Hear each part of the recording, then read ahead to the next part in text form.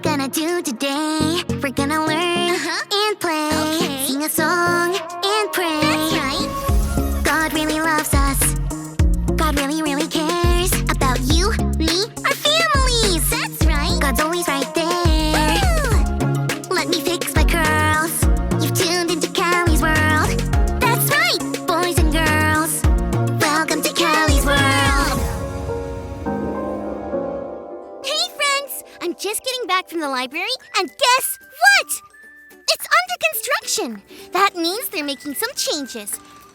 Adding some new cool things to a library that was already cool. I can't wait. Or maybe I can, because the library being under construction means construction vehicles. Yeah, Joe, I love them too. Do you know the names of the different construction trucks? I got this book at the library that has them all. There's a dump truck, excavator, crane truck, bulldozer, and more. Ooh, you can even push this button and it tells you what sound they make. Can you guess the construction truck by its sound? Let's see. What truck is that? It's a bulldozer. How about this? That's right, Joe. An excavator. That was fun. Even though construction sites are fun, they can also be dangerous. Yeah, Joe, there's a lot of big, heavy stuff moving around. You have to be careful. But don't worry, there are signs everywhere that gives you directions. Like this sign. This sign means we have to wear one of these. This will protect Callie's curls. And there's this sign. This one says you have to wear a safety vest, like this. Yeah, Joe, I do feel ready. Glad I followed the directions. It makes me wish I had signs like this all the time. Like when I feel confused, or angry, or sad. I wonder if God gives directions. Let's check out today's Bible story.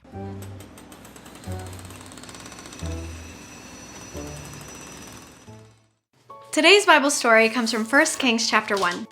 King David was getting old, and it was almost time for one of his sons to become the next king.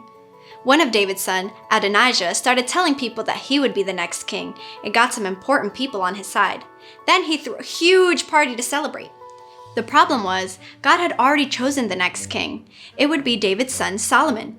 God had big plans for Solomon, and instead of following God, Adonijah decided to do only what he wanted. Nathan, God's special messenger, knew God's plan. Nathan went to Solomon's mother, Bathsheba, and let her know that Adonijah was announcing himself to be the next king without David even knowing. Nathan told Bathsheba to go talk to the king right away.